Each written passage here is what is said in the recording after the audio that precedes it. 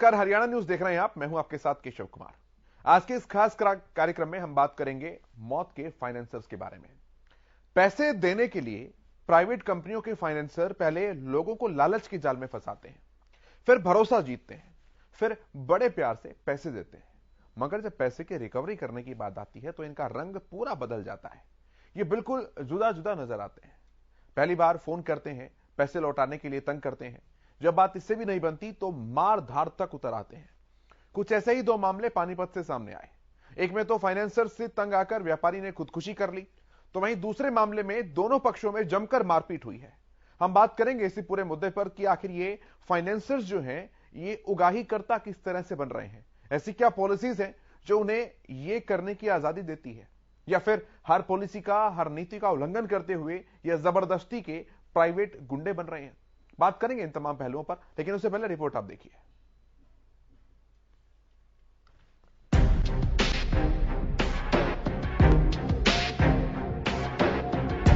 Loan देने के लिए फोन पर फोन करने वाली फाइनेंस कंपनियां कब वसूली वाले गुंडों में बदल जाती हैं, आपको मालूम भी नहीं पड़ेगा। फाइनेंस कंपनी की गुंडागर्दी की 2 दिन में 2 वारदातें पानीपत से ही सामने आई हैं। पहले मामले में तो पानीपत के एक किराना व्यापारी ने फाइनेंसर से तंग आकर नहर में छलांग लगाकर आत्महत्या कर ली। कुछ लोगों ने इसके ऊपर दबाव बना रखा था, हमने देने का भी वादा कर रखा था, भी पैसे देंगे मकान बेच के। इन्होंने धमकी कोई दी थी जो उसको बर्दाश्त नहीं हो पाई, इसलिए मेरे भाई ने ये कदम उठाया, अपनी जान गवा बैठा है। इन लोगों से पैसे लिए थे, पैसे देने की भी बात कही थी, लेकिन इन्होंने धमकी दी, रिवाल्वर भी दिखाया किसी ने। 20/1/2022 को हमें सूचना मिली थी कि नरेंद्र नाम का व्यक्ति अपने घर से चला गया है, जिस पर हमने FIR दर्ज करके तफ्तीश अमल में लाई थी। जो आज नरेंद्र की डेड बॉडी नहर से मिली हमारे को, जिसकी डेड बॉडी को GH पानीपत में डेड हाउस में रखवा दिया गया है। जो अब समय गैर होने की वजह से आज उसका पोस्टमार्टम नहीं हुआ है। जो कार्रवाई 74 CRPC अमल में लाई जा रही है। वहीं दूसरा मामला गुरुवार का है, जहां पैसों के लेन देन के चलते हुए विवाद में 6 लोग घायल हो गए। दरअसल कच्चा कैंप निवासी नीरज ने सेल्फीन फाइनेंस कंपनी से फाइनेंस पर पैसे लिए हुए थे, जिसके किश्त बकाया थी। मौके पर परिजनों और फाइनेंस कर्मचारियों के बीच जमकर मारपीट हुई। मारपीट के लिए कंपनी ने परिजनों को जिम्मेदार बताया तो परिजनों ने कंपनी को। मामला क्या है? ये ओल्ड इंडस्ट्री में थाने के एरिया के अंदर 2 पक्षों का आपसी में लड़ाई झगड़ा हुआ था, कोई फाइनेंस को लेकर। ये फाइनेंसर आपसी में लड़ाई झगड़ा होने की वजह दोनों पार्टियों की चोटें आई हैं। जैसे कंप्लेंट होगी उसी हिसाब से कार्रवाई मैंने लाई। हमारी मेरे मम्मी का चश्मा टूट गया और कान का कुंडल टूट गया। कुंडल हमारे पास ही है, टूट के नीचे गिर गया। और फिर मैं आया, मेरे से हाथापाई कर लेंगे 2 जने। फिर एक जने को मैंने पकड़ के बिठा लिया। फिर उन्होंने 20-25 जने बुलाए, हमारे घर पे हमला करा। मेरी मम्मी को, मेरी भाभी को और मेरे दूसरे भाई को पिटा उन्होंने, और फिर चले गए। लोन किस पे कितना लिया था? यही 20-25 हज़ार का ही था जी। किस चीज पे लिया था? सेल्फ इन कंपनी होगी कोई मेरे हिसाब से। तो तुम्हारे सिर पे तलवार मारी जिन्होंने, चाकू भी ले रहे, तलवार भी, रोड़े भी थे, डंडे भी थे। 15-20 जने थे। तुम्हारा सगा भाई था? हाँ, सगा भाई था। है ये लोग लड़ाई झगड़े के साथ आए हैं, कच्चा कैंप में इनकी लड़ाई हुई है। 5-6 लोग हैं, चोटें हैं, इनको बहुत ज्यादा गंभीर नहीं है। लोगों ने इनके भाई के नाम पे लोन हुआ है, नीरज के नाम पे, और नीरज मिलता ही नहीं है घर पे। 2-3 बारी टाइम दे देता है और आता नहीं है, मिलता नहीं है। आज भी इनकी वाइफ थी या कौन था, जो भी आए, उन्होंने बोला हम बोल देंगे ऊपर। तो इसने, ये लड़का गया था, ये मेरा क्रेडिट का लड़का है, इसने बोला कि EMI जी आपने टाइम दिया हुआ है, हमें किसी से, तो जेंट्स को बुला दो, किसी से बात करना। यही आया है, शायद यही है ना, यही आया है। और इसने बोला कि कोई बात नहीं करनी हमारे को, यहाँ से जाओ, गली में खड़े होने की जरूरत नहीं है। फिर उसके बाद जब इसने बोला कि नहीं देखो हम EMI के लिए आए, हमारे पर भी प्रेशर है, पहली EMI है, पहली EMI भी नहीं दे रहे, 1.5 महीने बाद आई है EMI तो दो। उठा के कॉलर पकड़ लिया इसका, अंदर से फावड़ा वावड़ा ले आया, क्योंकि इनकी डेयरी का काम है। देखो आप खुद सोचो, हम लोग तो बैंक वाले तो कोई चीजें लेके नहीं चलते साथ में। ये अपना फावड़ा ले आया, उठा के कस्सी ले आया, 2 लड़कों के सिर फाड़ दिए मेरे, अंदर टांके लग रहे हैं उनको, इसका हाथ अंदर हाथ तोड़ दिया एक का। पुलिस आई है, पुलिस का भी डंडा लेके मारना शुरू कर दिया, पुलिस के सामने भी मारा। किसी कंपनी से लिया गया पैसा समय पर लौटाना जरूरी होता है। नियम भी यही कहता है कि आप समय पर पैसा लौटाने के लिए बाध्य हैं। पैसे की कीमत जान देकर चुकानी पड़े तो इसकी जिम्मेदारी किसकी होगी? बकाया राशि की वसूली के नाम पर गुंडागर्दी की गवाही देती ये तस्वीरें नियमों को और सख्त करने और लोगों के बीच जागरूकता की जरूरत का एहसास कराती है। पानीपत से जितेंद्र शर्मा की रिपोर्ट। इस तरह के प्राइवेट फाइनेंसर्स जो हैं वो गुंडागर्दी पे उतारू हो जाते हैं अगर अब जो ली गई कीमत होती है वो समय पर ना चुका पाए तो। क्या नीतियों में बदलाव की जरूरत है या फिर इस तरह का कोई भी फाइनेंसर बिना लाइसेंसिंग के, बिना तय नीति के मार्केट में आ जाता है और खुद को फाइनेंसर बोलता है, इस तरह के काम शुरू करता है? कुछ किराए के गुंडे पाल लिए जाते हैं जो उगाही का काम करते हैं और फिर ऐसा ही होता है जैसा 2 केसेस ये देखने को मिले हैं पानीपत से। थोड़ा और बारीकी में जानते हैं, हमारे संवाददाता जितेंद्र हमारे साथ जुड़े हैं। जितेंद्र, ये पूरा मामला क्या है? सबसे पहले गहराई से हम यही समझना चाहेंगे आपसे। देखिए केशव, 2 मामले हैं, मैं आपको बता दूं। एक जो है ओल्ड इंडस्ट्री थाना क्षेत्र के अंतर्गत दर्ज है, जहां पर जो है कुछ फाइनेंस कंपनी के नाम पर जिस तरीके से रिकवरी की गई उसमें जो है मारपीट हुई है, बाकायदा कई लोगों के जो है सिर फूटे हैं। और दूसरा मामला जो है वो तहसील के थाना क्षेत्र के अंतर्गत है, जहां पर फाइनेंसर का ही दबाव के कारण एक व्यक्ति ने जो है अपनी जान दे दी। तो दोनों ही अलग अलग मामले हैं, लेकिन दोनों ही फाइनेंस से संबंधित हैं। और सबसे बड़ी बात यही है कि जिस तरीके से खुलकर नाम आए हैं, मैं कहूंगा कि इस मामले में लगातार जिस तरीके से ओल्ड इंडस्ट्री थाना क्षेत्र के अंतर्गत ये मामला है कि जिस तरीके से उनको किस्त लेनी थी और किस्त के चक्कर में जो है फाइनेंसरों के कुछ गुंडे, क्योंकि बहुत सी कंपनियां ऐसी हैं जो रिकवरी के लिए कुछ इस तरीके के बदमाश रखती हैं जो घर पर जाकर लोगों को तंग करते हैं, अगर वो नहीं मिलते तो उनके साथ गाली गलौज करते हैं। और यही मामला इस तरीके का सामने आया कि उसमें जो है मारपीट होती है। मारपीट होने के बाद जो है घर में जो है उसकी माता है, उनके साथ के कुंडल झटके जाते हैं। उन्होंने भी दूसरी तरफ कंपनी के प्रति भी आरोप लगाया कि किस तरीके से जो है उनके साथ मारपीट की। तो ये मामला है जिसमें पुलिस जांच कर रही है। अब मैं आपको दूसरा मामला बताता हूं कि दर्शन लाल जो थे वो 20 जनवरी से गायब थे और गायब होने की शिकायत जो थी जो परिजनों ने जो है तहसील थाना क्षेत्र में दी थी, जिसको लेकर जो है पुलिस भी लगातार ढूंढ रही थी। वहीं उनका शव जो है बृहस्पतिवार को शव जो है दिल्ली पैरल नहर के अंदर मिला है और उनके पास से जो है वो सुसाइड नोट मिला है, जिसमें उन्होंने लिखा, बाकायदा एसपी को खत में लिखा कि मेरे को जो है ये फाइनेंसर लोग हैं, इनकी वजह से मैं सुसाइड कर रहा हूं। और यही कारण था कि आज भी बड़ी गहमा गहमी हुई है उनके शव को लेकर। इस मामले में आरोपियों को सजा नहीं मिलेगी, हम शव नहीं उठाएंगे, लेकिन इस मामले में लगातार पुलिस के ऊपर भी दबाव था और कहीं ना कहीं जिस तरीके का लोगों का कहना था, तो एसपी पूजा वशिष्ठ ने कैमरे के सामने ये परिवार को आश्वासन दिया कि हम लोग जो है इस मामले में बड़ी गंभीरता से जांच कर रहे हैं और जो भी दोषी होंगे उनको बख्शा नहीं जाएगा। तो ये दोनों ही ऐसे मामले थे, कहीं ना कहीं फाइनेंस से जुड़े हैं। तो आप समझ सकते हैं किस तरीके का लोगों पर प्रेशर बनाया जाता है, दबाव बनाया जाता है। और यही कारण है कि एक घर का एक चिराग जो है वो बुझ चुका है। जितेंद्र, यहाँ पर दूसरा सवाल ये है कि जो ये फाइनेंस के आधार पर पैसे लिए जाते हैं इन कंपनियों से, ये कोई ऑथोराइज्ड कंपनियां होती हैं, ये कोई दर्ज रजिस्टर्ड कंपनियां होती हैं, या कोई भी अपने साहूकारी की दुकान खोलकर बैठ जाता है?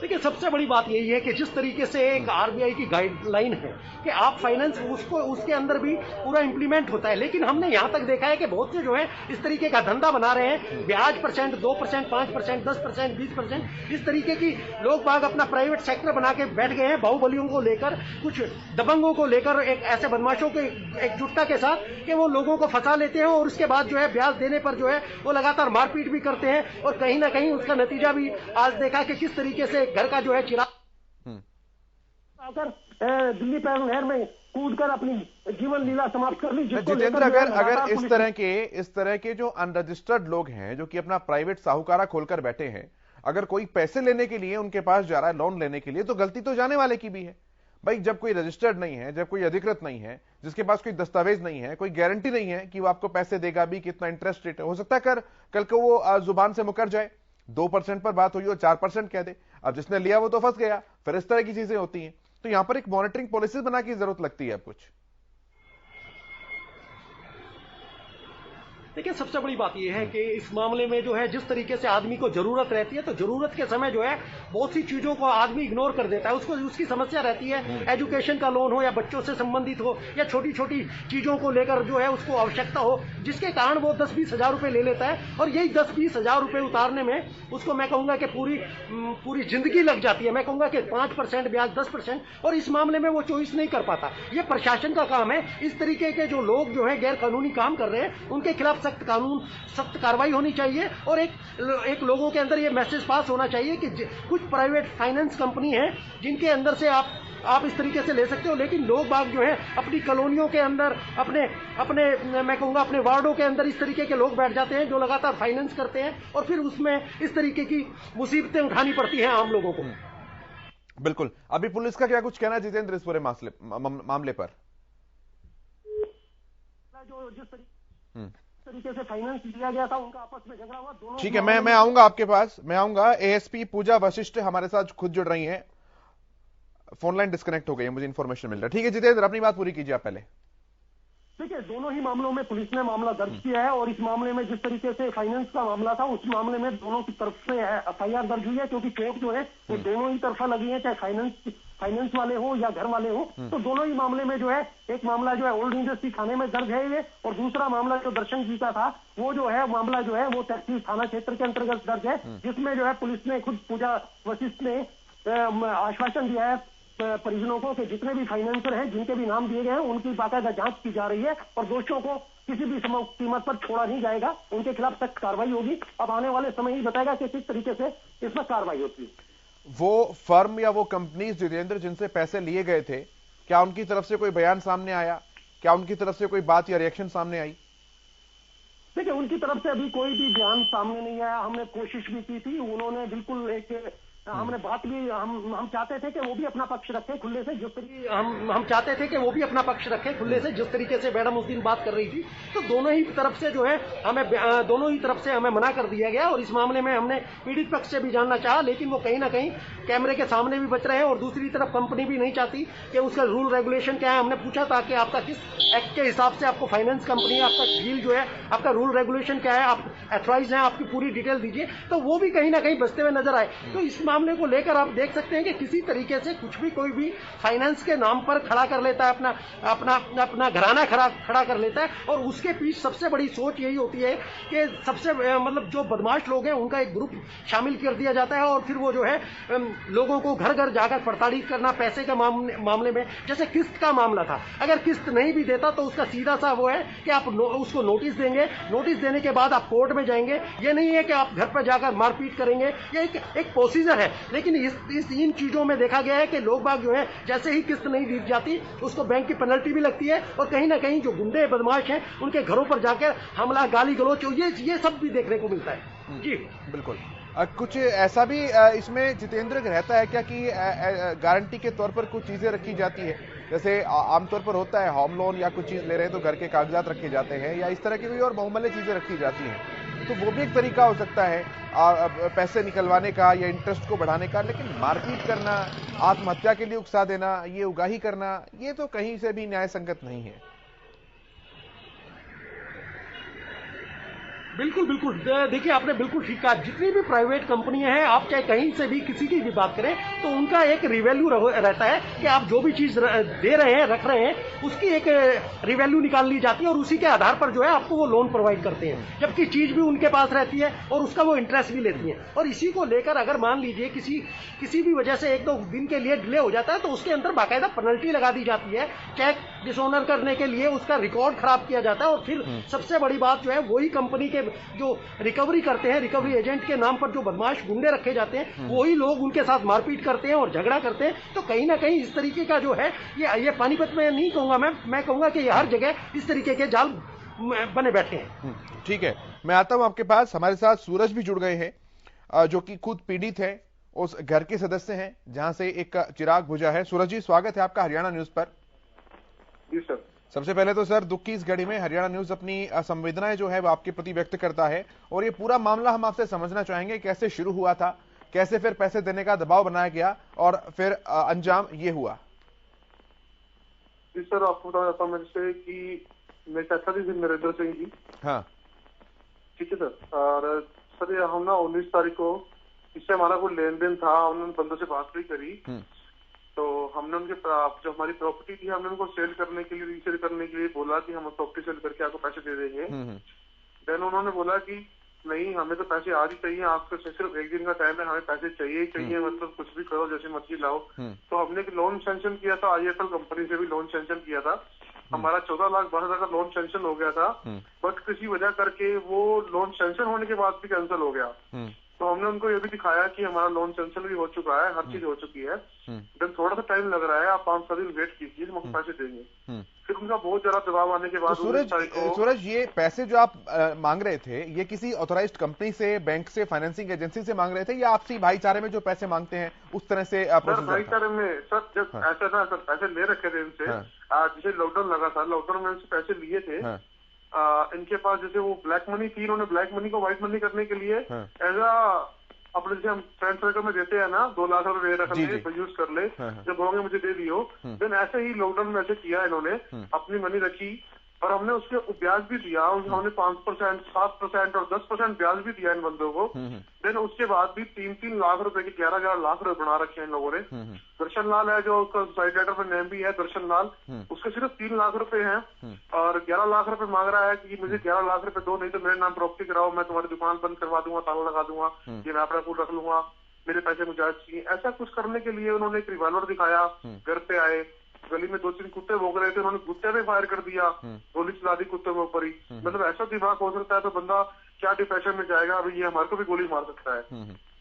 तो सूरज जब इस तरह से लिए जाते हैं आपसी भाईचारे में लोन, या कोई कनेक्शंस में ही लिंक निकालकर जब इस तरह से पैसे लिए जाते हैं और जब दबाव आता है तो 4 लोग अपने भी बैठा लिए जाते हैं कि भाई हम पैसे दे देंगे, कोई सुलह कर लेते हैं, ऐसा कुछ भी हुआ? बिल्कुल सर, बैठे थे सर, ऐसा हुआ। ऐसा हुआ जो चाचा जी है मेरे, वो मेरे घर पे आए, मतलब पापा मेरे बड़े हैं, तो मेरे घर पे आए, पापा जी ने उन बंदों को बुलाया, हमारे घर पे बैठे मीटिंग हुई कि ऐसा है जो आपने ब्याज बना रखी है, इतनी मोटी ब्याज, मतलब 4 लाख रुपए के, 3 लाख रुपए के तुमने 11-12 लाख रुपए बना रखे हैं, इतनी मोटी ब्याज तो हम नहीं दे पाएंगे, बट जो आपका मूल है, आपको पहले ब्याज जा चुकी है 5-7, 4 आप बोल रहे हो 400 से पैसे ले रखे हैं, तो आप 400 से ब्याज भी तो खा रहे हो उन पैसों की, आप 5% ब्याज ले रहे हो हमसे 4 लाख रुपए की, 3 लाख रुपए की, जो भी ले रहे हैं, तो उसका ब्याज जो हम पे कर रहे हैं आपको, तो आप हमसे इस टाइम जो हमारे पास स्थिति बन चुकी है, हमारे पास इतना पैसा नहीं है कि हम आपको 11-11 लाख रुपए, 4-4, 3-3 लाख रुपए के 12-12 लाख रुपए दे दें आपको। तो वो बोला नहीं, मुझे आप पैसे कब दे रहे हो, पैसे भी नहीं दे रहे हो। पापा ने बोला, और मेरे पापा जी ने बोला कि आप ऐसा करो, हमसे आप मूल लो, हम मूल की डेट देते हैं आपको, इस दिन मूल मिल जाएगा पूरा। बोला नहीं, मेरे को तो पूरे 11 लाख रुपए चाहिए, जैसे मर्जी करो, मैं मूल भी नहीं लेता, मैं अपने ले लूंगा। फिर थोड़ी देर में उनका बैक कॉल आता, जाने के बाद हमारे घर से निकल गए, वो चाय पीते हुए निकल गए। फिर वो दोबारा बैठे तो फोन आया चाचा जी के पास, कोई गल नहीं सरदार जी, मैं थोड़े को पैसे तो लेना जानना, मैं ले लांगा अपने पैसे, जितने मर्जी 25 पैसे पूरे कर लांगा, ऐसा कुछ उन्होंने बोला वर्डिंग। तो जब धमकी दी गई, जब ये धमकी, इसे धमकी कहेंगे सूरज, जब ये धमकी दी गई तो क्या पुलिस में गए आप? धमकी दी है उन्होंने, हाँ, पुलिस में गए आप लोग? धमकी भी कहेंगे, जी जी, धमकी ही गई। तो उसके बाद 19 तारीख की बात ये, चाचा जी घर पे गए, टेंशन में, बहुत ज्यादा टेंशन में थे, तो वो सुबह ही 20 तारीख को सुबह अपने घर से दुकान खोलने जैसे रूटीन में जाते हैं, दुकान थी बाहर, घर अंदर था गली में और दुकान बाहर थी, दुकान में जैसे बाहर जाते थे दुकान खोलने के लिए, रेगुलर आज 6:30 बजे उठे हैं, 6 बजे तो घर से निकले हैं। घर से निकलने के बाद वो घर सारे सो रखे थे, भाई भी सो रखा था, चाची जी भी सो रखे थे, तो जैसे वो घर से बाहर निकले हैं, हमें तो यही था कि वो चाची जी को लगा सारा दुकान पे जा रहे हैं, जैसे दूध जल्दी आते ही वो जा रहे थे। तो 8 बजे हमें बाहर से एक सामने दुकान है हमारे रमेश की, तो रमेश भी घर पे आए, तो उन्होंने बोला कि आपने दुकान क्यों नहीं खोली, उन्होंने चाचू का नाम लिया अंदर कि टिक्का दुकान क्यों नहीं खोली आज। तो अंदर से हमने देखा, चाचा के लड़के ने देखा, विक्रम सिंह ने, तो उन्होंने बोला कि नहीं पापा कहाँ पे है, पापा का फोन पिलाया तो फोन भी घर पर ही बजा, फोन भी घर पर था, जो दुकान की चाबियां थी वही थी, इमेज पड़ी थी, पैसे जो थे वो भी पड़े हुए थे। तो हमने थोड़ा सा आगे जाके सीसीटीवी कैमरे देखे, तो उसमें देखा 6:30 बजे राइट गुरुद्वारे के बाहर से निकल रहे हैं। तो फिर हमने आगे फोटोज लेते गए, हमें जहाँ से फोटोज मिली हमने फोटो से निकाली। देन उसके बाद हम 20 तारीख को हमारे को रात हो गई ढूंढते। ये आपने खुद ही निकाली या पुलिस ने कोई सहयोग किया सूरज इसमें? नहीं सर, अभी तो हमने पहले खुद ही कार्रवाई करी कि किसी रिश्तेदार घर ना गए हो, क्योंकि एक्चुअली ऐसा होता है ना, मिसिंग की जो कंप्लेंट होती है वो 24 घंटे बाद दर्ज होती है। पुलिस कंप्लेंट 24 घंटे बाद ही होती है, उससे पहले नहीं होती है मिसिंग की। ठीक है। देन उसके बाद हमने यहाँ ढूंढा, आसपास कहीं ढूंढा, नहीं मिला हमें कुछ भी। फिर भी हमने आके एक बार कंप्लेंट कर दी, यहाँ पे एफआईआर करा दी थी तहसील कैंप पानीपत में, थाना तहसील कैंप पानीपत में। यहाँ पे कंप्लेंट लिखवा दी थी मिसिंग की। तो हमने 21 तारीख से हम ढूंढ ही रहे थे, रात को हम भी ढूंढते रहे, रिश्तेदारों को फोन करते रहे कहीं आए कि नहीं, कुछ भी नहीं पता चला। 21 तारीख को एक्चुअली हमारे रीता जी, हिमांशु जी, वो जा रहे थे अपना मुनक नहर से स्टार्ट हुए, ढूंढना छुट्टे हुई कहाँ इधर निकलते, हम ट्रेन वाली बस स्टैंड की तरफ गए, वो ट्रेन वाली तरफ गए, हम सब ऐसे घूम गए, मतलब पूरे पानीपत में घूमते रहे, कहीं पे कोई सुराग लगेगा। देन हमें नहर के पास कपड़े मिले, पगड़ी मिली, परना मिला और शॉल मिला और जूते मिले। तो उसके बाद से हमने वहाँ पे मतलब हमने देखा, ये हमने पुलिस वाले वाले को कंफर्म किया कि ऐसे कपड़े मिले हैं। कपड़ों के अंदर सुसाइड लेटर था, उनमें सबके नेम थे, इन बंदों ने तंग कर रखा है कि मुझे उल्टा काम करना पड़ा, उसमें ये भी था लेटर में। उसके बाद हम वहाँ पे धरना लगा दिया हमने, पूरी नहर पे 30 किलोमीटर आगे तक कुबड़ू झाल आता है सोनीपत के जिले में, कुबड़ू झाल के पास बैठे थे हम। तो वहीं पे हम 7-8 दिन बैठे रहे। 8 दिन बैठने के बाद हमें वहाँ पे कल हमें बॉडी मिली दोपहर के 1:44 पे, क्योंकि हम दिन रात वहीं पे पैरा देके रखे। अभी बोलते कि ठंड का टाइम है, बॉडी 7-8 दिन बाद बाहर निकलती है, 7 से 8 दिन लग जाते हैं, गर्मी में सिर्फ 17 घंटे लगते हैं। ये जो सुसाइड नोट मिला है, ये उनके पैंट की पॉकेट वगैरह में मिला है क्या? ये शॉल में लिखा हुआ था, शॉल के अंदर था। अच्छा, जो शॉल वो रखा था ना कपड़े के पास, जहाँ पे परना मिला, शॉल मिला और जूते मिले। शॉल वगैरह, शॉल और कपड़े वगैरह वो रखकर उसके बाद नहर में कूदे क्या? हाँ जी, हाँ जी, उन्होंने ड्रेस डाल रखी थी, मतलब एक स्वेटर डाल रखा था ब्लैक कलर का, ऊपर व्हाइट शर्ट थी, ग्रे पैंट थी, जो कि कल बॉडी से हमें बरामद भी हुआ है। यही कपड़े डाल रखे हैं उन्होंने। जो उनका ऊपर शॉल ले रखा था, जो फोटोज में आ रहा था, सीसीटीवी कैमरे फोटोज में आ रखा था, वो भी आपको मैं सेंड, जितेंद्र जी को सेंड कर देता हूँ फोटोज भी, वीडियो जो अपनी अपने पास। ठीक है सर, वो भी सेंड कर दूंगा आपको मैं। जी, मैं 2 सवाल और करूंगा आपसे। पुलिस का क्या कुछ कहना है इस पूरे मामले पर? आपकी कंप्लेंट जब दी उसके बाद कहना सर, आज जैसे हमें पोस्टमार्टम के बाद रिपोर्ट दी तो हमने अंदर गए, पोस्टमार्टम कराया, तो वहाँ पे ASP पूजा जी आए, तो उन्होंने की बोला अपना जी ये आश्वासन देते हैं कि जो भी बंदा है इनके ऊपर कार्रवाई की जाएगी। उन्होंने आश्वासन दिया इस बात का। जो सूरज, ये प्योरली आपको सुसाइड का ही मैटर लग रहा है या इसमें कुछ हत्या वाला एंगल भी आप देख पा रहे हैं? सर बिल्कुल 100% सर, 100% सर। ठीक है, सुसाइड ही है, मतलब सुसाइड बंदों के पीछे ही किया गया, और घर में हमारे कोई भी ऐसी लड़ाई नहीं है, कोई बात नहीं थी करते, इन बंदों ने ही बहुत ज्यादा टॉर्चर कर रखा। ठीक है, जो सामने वाली पार्टी थी जो पैसे देने के लिए दबाव बना रही थी, उनसे कुछ बात हुई पूरे घटनाक्रम के बाद? उनका कुछ कहना? नहीं, हम तो सर अभी भी हम थाना तहसील में ही खड़े हैं, अभी सर ऐसा कुछ नहीं हुआ है। अभी उन्होंने हमारे बयान वगैरह लिखवाए हैं और जो बोल रहे हैं कि धारा 306 के तहत जिनका मुकदमा दर्ज किया जाएगा। ठीक है सूरज, बहुत शुक्रिया आपका ये जानकारियां हमारे साथ साझा करने के लिए। तो पूरा मैकेनिज्म किस तरह से काम करता है वो सूरज ने आपको समझाया भी, कि आपसी लेन देन किया जाता है, प्रेम में, भाईचारे में कनेक्शंस निकालते हुए, और फिर इस तरह की चीजें आती हैं। ब्याज ही इतना ज्यादा हो जाता है कि मूल का कई गुना तो ब्याज देना पड़ जाता है, और उसके बाद भी परिस्थितियां वहीं पर आकर फंसती हैं, या तो संबंध खराब होते हैं या फिर पैसे नहीं दिए जाते, और अंजाम फिर ये होता है। तो जितेंद्र, अब कुल मिलाकर ये समझ में आया, ये आवश्यकता अब देखने को मिल रही है कि एक तो लोगों को भी यहां जागरूक रहने की जरूरत है कि अगर आपको कोई पैसा चाहिए, लोन चाहिए, तो कम से कम जो रजिस्टर्ड और ऑथोराइज्ड कंपनी है, ऑर्गेनाइजेशन है, फाइनेंस कंपनी है, बैंक है, उसी से लें। ये प्रेम आपसी भाईचारे वाला चक्कर जो है वो उलझा कर रख देता है। जितेंद्र, बिल्कुल बिल्कुल सही कहा आपने। देखिए, जिस तरीके से लोगों की जरूरत है, जरूरत के समय आप लोगों को बाकायदा रजिस्ट्रेशन होता है। प्राइवेट फाइनेंस कंपनियां हैं, बहुत सी ऐसी कंपनियां हैं जिनका हर एक को पता रहता है, उनके पास जाएं, क्योंकि देखिए फाइनेंस जब भी आपको मिलता है उसके बदले में आप या तो आपकी EMI हो, सरकारी हो, उसके हिसाब से बन जाती है। लेकिन जो प्राइवेट लोग हैं उनको चाहे गोल्ड हो या कोई ऐसे जरूरी जो है जमीन से संबंधित कागजात हो, उनके ऊपर लोन मिलता है, और लोन मिलने के बाद जो है एक टर्म कंडीशन के अकॉर्डिंग उनको लोन दिया जाता है। वहां आप कोर्ट में भी जा सकते हैं। लेकिन जो प्राइवेट मामले आ जाते हैं, जिनके खुद ही खुद ही वो फाइनेंसर तैयार हो जाते हैं, खुद ही वो ये लगा लीजिए कि खुद इस तरीके के लोग खड़े कर देते हैं बदमाश किस्म के जो रिकवरी करते हैं, तो वहां आदमी जाके फंस जाता है। वो इधर भी नहीं बताता क्योंकि कहीं ना कहीं उनको ब्लैकमेल भी करना शुरू कर दिया जाता है और जिस तरीके से एक जंजाल होता है उससे आदमी निकल भी नहीं पाता और कह भी नहीं पाता है। ये ऐसा ही ये मामला था जिसमें जो है एक घर का मैं कहूँगा चिराग बुझ गया। लेकिन ये सबसे जरूरी है, कहीं भी आप हैं, अगर आप कहीं से भी लोन लेना चाहते हैं तो सबसे जरूरी है कि ऐसी कंपनी के पास जाएं जो नॉमिनी हो, जिसका रजिस्ट्रेशन हो, जिसका आरबीआई की गाइडलाइन के अनुसार जो है रिकमेंड हो, उससे आप लोन ले सकते हैं क्योंकि उसकी एक टर्म कंडीशन है, अगर कल को आपके साथ कुछ भी होता है तो आप कोर्ट में खड़े हो सकते हैं। जी, जान तो कम से कम नहीं जाएगी। ठीक है जितेंद्र, बहुत धन्यवाद आपका ये पूरा विषय हमारे साथ साझा करने के लिए, जानकारियां देने के लिए बहुत धन्यवाद आपका। तो पूरा ये मैकेनिज्म हमने आपको समझाया और हरियाणा न्यूज आपसे अपील यही करता है कि अगर इस तरह की कोई भी आवश्यकता आपको अपने जीवन में महसूस होती है तो कोई ऑथराइज्ड कंपनी जो है उसी से लें, कोई फाइनेंस कंपनी है उसी से लें, किसी अच्छे विश्वस्त बैंक से लें। और अगर मजबूरियां ऐसी हैं कि आपसी ही लेन देन करना पड़ रहा है भाईचारे में, तो कम से कम कुछ लिखित चीजें 2-4 लोगों के सामने बैठा कर ले लें ताकि कम से कम इस तरह की परिस्थिति जब आए उससे बाहर निकल पाए। बहुत धन्यवाद आपका इस कार्यक्रम में जुड़े रहने के लिए। मेरे साथ इतना ही, आप देखते रहिए हरियाणा न्यूज।